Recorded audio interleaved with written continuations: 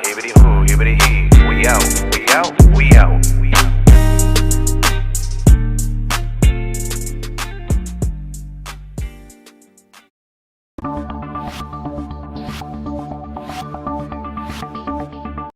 Hey, Pally. Today's Tuesday, March 12th, 2019, and InFocus starts right now.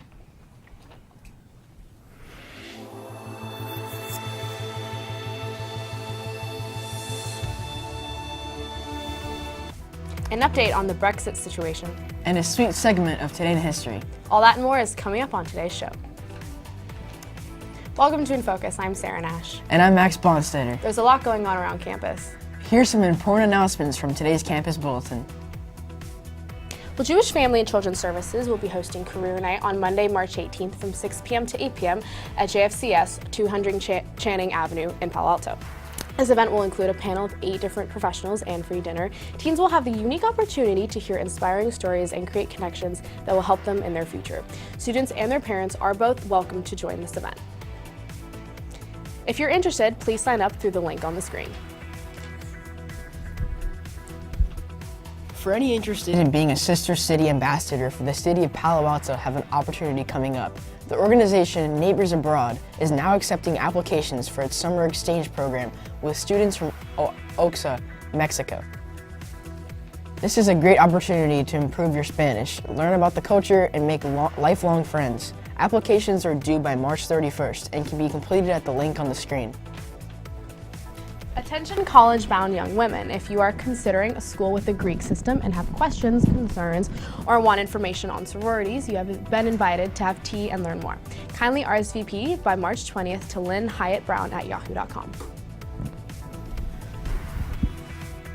Pally Cheer is holding tryouts for next year's season. There will be 2 open practices for students to learn the routines and see what cheer entails. The practices will be held on March 26th and 28th. Monday, April 15th through Friday, April 19th will be the official tryout days. Prom tickets are now on sale. If you plan on going, please go to the ASB web store on Miss Giffin's office in the Tower Building. Ticket sales end March 27th.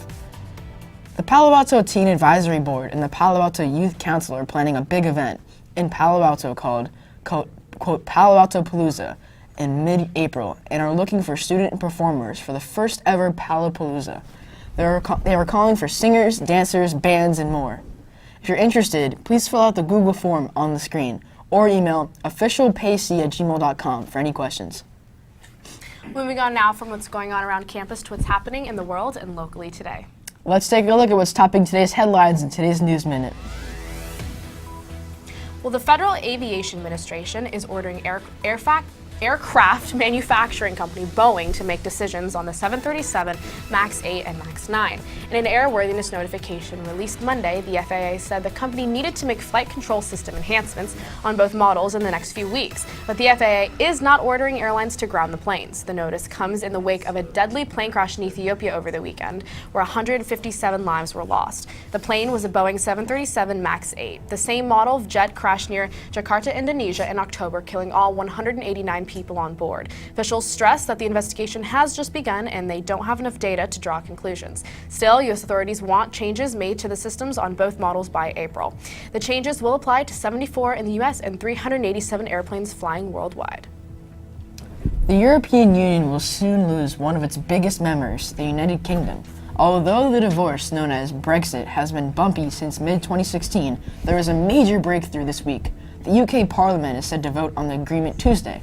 British Prime Minister Theresa May returns home with what she says is a major win, a better Brexit for Brits. May's previous version of the exit plan lost by 230 votes in January. If Parliament doesn't vote for this deal, lawmakers will have to vote on whether to leave without a deal in place or send May back to Brussels to ask for a deadline extension. As for the US, experts say the unraveling of the European Union could bring more instability to the region. A Stanford University coach and numerous Local parents are among the dozens indicted in a nationwide college admissions investigation that involved alleged bribes totaling $25 million in exchange for helping students get into top universities, according to the U.S. Attorney's Office announcement in Boston this morning. At least one parent paid $6.5 million, according to federal prosecutors. The wide-ranging case, dubbed Operation Varsity Blues, is the largest college admissions scam ever prosecuted by the Department of Justice. U.S. Attorney for Massachusetts, Andrew Lelling, said at a press conference earlier today.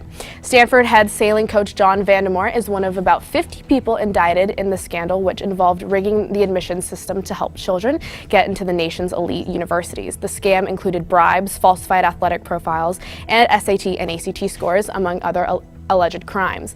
In a statement this morning, Stanford University stated it has terminated Vandemore's employment and is cooperating with the Department of Justice's investigation. Quote, "The alleged behavior runs completely counter to Stanford's values," the university announcement stated. Well, as we learn more about current events related to the U.S., it's important to recognize organizations that help promote the values of a country, our country. And Trey Bishoping, our very own resident historian, has been learning more. What do you have for us today, Trey?